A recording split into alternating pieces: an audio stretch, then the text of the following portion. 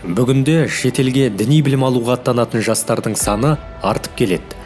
Олардың ішінде шын ниетімен білім іздегендер де бар, бірақ өкінішке қарай бәрі бірдей дұрыс жолға түсе бермейді.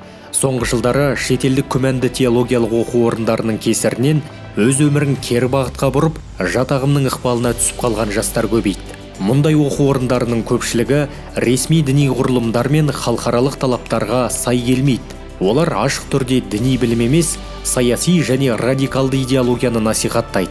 Ал ол идеология жастардың санасын улап, ұлттық болмыстан, дәстүрден, отбасынан, тіпті өз отанынан алыстатады. Көптеген ата-ана баласының білім алып келемін деген сөзіне сеніп, қолдау көрсетеді. Алайда бірер жылдан соң бұл жастардың мінез құлқы, сөйлеген сөзі, дүниетанымы мүлде өзгеріп, ата-анасына қарсы шығып, қоғамға қауіп төндіретін деңгейге жетеді. Кейбірі елге мүлдем оралмайды. Кейбірі елге келіп, заңға қайшы әрекеттер жасап, қылмыстық жауапкершілікке тартылады. Бұл жеке адамның емес, бүтін бір ұлттың қауіпсіздігіне төнетін қатер. Елімізде діни білімді отандық, ресми және аккредитациядан өткен оқу орындарында алу ең дұрыс әрі қауіпсіз жол.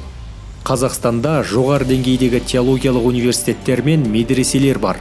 Бұл мекемелерде білім ғана емес, ұлттық тәрбие, діни сауаттылығы және зайырлы қоғамға бейімделу қабілеті де қалыптасады. Мемлекетіміз жастарға дұрыс бағдар көрсетіп, діни білімге сұраныс болса, оның заңды әрі сенімді жолын ұсынады. Сондықтан шетелге шығудың алдында ойланып, нақты зерттеп барып шешім қабылдау әрбір жастың міндеті. Күмәнді теологиялық оқу орындарының құрбаны болма, өз болашағың өз қолыңда.